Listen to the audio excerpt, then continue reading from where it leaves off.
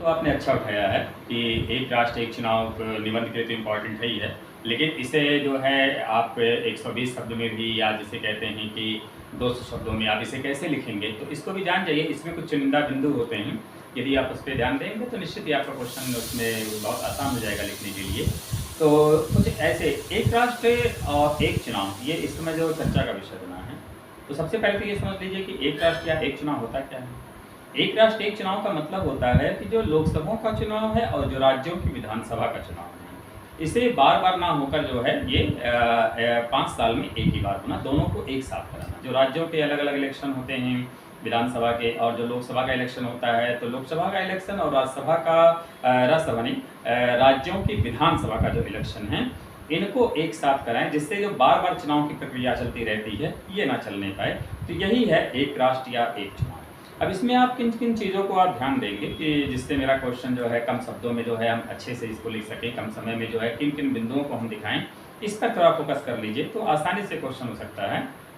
अगर आपको 120 शब्द या 200 शब्द में से लिखना है, तो सबसे पहले तो आप इसे जो मेंशन आपको करना है कि पहले तो आप ये बता दीजिए कि एक राष्ट्र एक चुनाव का मतलब क्या है, कि केंद्र का चुनाव और जो राज्यों की विधानसभा का चुनाव है ये हमारा एक साथ है।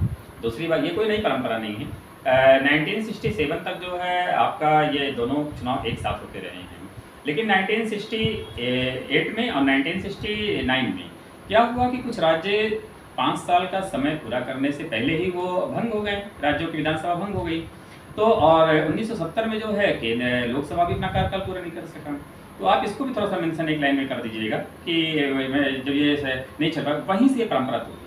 हालांकि एक राष्ट्र और एक चुनाव जो है 1982 में, जहाँ तक मुझे याद आ रहा है, कि चुनाव आयोग ने सबसे पहली बार जिसे कहते हैं कि ये प्रस्ताव दिया कि क्यों ना दोनों इलेक्शन एक साथ। तो इसे भी एक लाइन में आप मेंशन करिएगा, ठीक है। 3 पॉइंट आपके होंगे। अब इसमें जो है जब इसके लाभ क्या हैं, इसके हानि क्या है, मतलब जैसे आप चुनौतियाँ कह सकते हैं, क्या क्या हो सकता है, तो लाभ में आप इसे क्या क्या दिखाएंगे। तो लाभ में आप, अच्छा एक बात इसमें ये भी मेंशन कर दीजिएगा कि ये भारत केवल दुनिया का ऐसा देश नहीं है जहाँ पे ये एक राष्ट्र या एक चुनाव लागू हो रहा है, ये दुनिया के कई सारे देशों में ऐसा होता है। जैसे आप जो है आप ब्राज़ील को ले, अमेरिका को ले लीजिए, अब क्या नाम है, ब्राज़ील को ले लीजिए, या जैसे आप स्वीडन को ले लीजिए, फ्रांस को ले लीजिए। तो इन देशों में भी ऐसा नहीं है, यहाँ पे भी इलेक्शन जो है दोनों एक साथ साथ होते हैं, चाहे वो केंद्र के राज के हैं। तो इनको भी ध्यान रखिएगा, तो इनका भी एक लाइन में मेंशन करिएगा कि इन देशों में ऐसा होता है। 4 पॉइंट आपके बन गए। अब इसमें जो लाभ आप दीजिएगा, तो लाभ में आप ये बताइएगा कि दोनों इलेक्शन अगर एक साथ होते हैं तो स्वाभाविक है इससे जो आपके जो प्रशासन है, और प्रशासन के साथ जिसे कहते हैं जो प्रशासनिक कार्य और जो विकासीय कार्य होते हैं वो हमारे बाधित नहीं होंगे। क्योंकि जब दोनों इलेक्शन एक साथ होते हैं, तो दोनों इलेक्शन एक साथ होने पे जो भी प्रक्रिया 1-2 महीना या 6 महीने जो भी आपका लगेगा इसमें समय, तो उस प्रक्रिया को होने के बाद पूरा 4.5 साल आराम से जिसे कहते हैं कि चाहे वो केंद्र सरकार है चाहे वो राज्य सरकार है, उसको पूरा समय मिल जाएगा ये अपने। तो इससे क्या होता है, जो विकासीय कार्य होते हैं और जो प्रशासन का कार्य होता है वो बाधित नहीं होता है। तो पहला पॉइंट ये बताइए इसमें। अब क्यों ऐसा होता है इसको समझ भी लीजिए। क्योंकि जब भी इलेक्शन होता है तो इलेक्शन के पहले जो है क्या होता है कि स्वाभाविक है चुनाव आचार संहिता लग जाती है, और चुनाव आचार संहिता जब लगती है तो स्वाभाविक है चुनाव आचार संहिता के समय काम नहीं होते जो सरकारी काम होते हैं। तो जो सरकारी काम उसमें योजनाएं लागू नहीं हो पाती हैं, तो स्वाभाविक है काम ठप सा हो जाता है। और ऐसा अगर मान लिया ये अपने आप किसी भी राज्य का एग्जाम्पल लें, आप यूपी का एग्जाम्पल ले लीजिए, तो यूपी ऐसे है, उत्तर प्रदेश है, आंध्र प्रदेश है, तमिलनाडु, किसी भी राज्य का एग्जाम्पल लीजिए, तो उस राज्य में कभी केंद्र सरकार का इलेक्शन हुआ लोकसभा का, तो उस समय काम बाधित रहा, और फिर जब राज्यों का इलेक्शन हुआ तो राज्य सरकार का भी काम बाधित, तो उसमें भी चुनाव आचार संहिता लगी। जब विधानसभा का हो रहा है तो एक बार 2 तरह से जो है काम बाधित हो जाता है। तो एक ये समस्या आती है। तो पहला पॉइंट ये बनाइएगा इसमें लाभ में कि जो विकासीय कार्य होते हैं और जो क्या नाम है प्रशासनिक कार्य होते हैं, इनको करने में हमें काफ़ी सहजता हो जाएगी, ठीक है। ये काम हमारे बाधित नहीं होंगे, अब काम हम आसानी से कर सकते हैं। दूसरी बात क्या है, जो सरकारी नीतियाँ होती हैं, इन सरकारी नीतियों को भी लागू करने पर हमारा पूरा ध्यान केंद्रित रहे। वैसे कहा कि जब इलेक्शन अलग अलग होते हैं तो पूरा ध्यान केंद्रित हो नहीं पाता है। दूसरा पॉइंट आप इसे बनाइएगा कि दोनों इलेक्शन एक साथ होने से क्या होता है कि सरकार जो है अपनी नीतियों पर जो है पूरे तरह से ध्यान उस पर केंद्रित कर पाएगी। तो ये भी जिसे कहते हैं कि एक पॉइंट आप बनाइए। साथ में जब इलेक्शन अलग अलग होते हैं तो उससे वित्तीय बोझ पड़ता है। तीसरा पॉइंट आप इसे बनाइएगा कि इससे वित्तीय बोझ भी हमारा कम हो जाएगा। एक डाटा तमिलनाडु के एग्जाम्पल को लेकर कुछ विशेषज्ञों ने इसको निकाला हुआ था, ये न्यूज़ में भी फ्लैश हुआ था कि 1996 में जब तमिलनाडु में इलेक्शन हुआ, तो तमिलनाडु में 1996 के इलेक्शन जब हुए तो उस दोनों इलेक्शन जो है एक साथ हुए, तो जो वहाँ की विकास दर में जो गिरावट आई थी वो 4.1 आया था। लेकिन यही चीज़ जब 2001 में आता है, तो 2001 या 2 का है, मुझे एकदम से याद नहीं आ रहा है, लगभग सन यही होगा, 2001 होगा या 2002 होगा।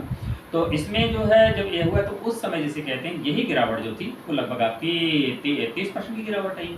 तो आप समझ सकते हैं कि जब जब इलेक्शन अलग-अलग हुए, जब इलेक्शन साथ में हुआ तो इलेक्शन साथ में होने पर जो गिरावट आई वो 4.1 आई। लेकिन जब इलेक्शन अलग-अलग वहाँ पर हुए लोकसभा के और क्या नाम है ये राज्य की विधानसभा के, तो वहाँ गिरावट 30% की है। तो आप इससे समझ सकते हैं कि इससे वित्तीय बोझ भी पड़ता है। साथ में से कहते हैं जो हमारे सुरक्षाकर्मी रहते हैं, सरकारी कर्मचारी रहते हैं, तो सुरक्षा का इनके ऊपर ही बोझ कम पड़ता है, क्योंकि इन्हें बार-बार काम पे नहीं लगना पड़ता है। ये एक बार अगर जो भी अगर सुव्यवस्थित ढंग से काम किया जाता है, सिस्टमैटिक ढंग से, और अगर वास्तव में सारा जिसे कहते हैं कि जो भी इलेक्शन एक साथ किए जा रहे हैं, तो एक साथ इलेक्शन जो हो रहे हैं अगर उसका मैनेजमेंट सही से कर दिया गया और सिस्टम से अगर सारा चीज़ हो गया, अगर उसकी बहुत अच्छे से रूपरेखा तय कर ली गई, तो स्वाभाविक है इलेक्शन अच्छे से हो जाएगा। और अच्छे से होने पर क्या रहेगा, एक ही बार उनको लगना पड़ेगा, बार-बार नहीं लगना पड़ेगा, जो 5 साल के बीच में कई बार लग जाते हैं। तो एक तो ये जिसे कहते हैं, संसाधनों का आप बेहतर प्रयोग भी हो सकता है। आप इसे भी एक पॉइंट बनाइए कि एक साथ इलेक्शन होने से जो हमारे संसाधन होते हैं उनका हम बेहतर इस्तेमाल कर सकते हैं।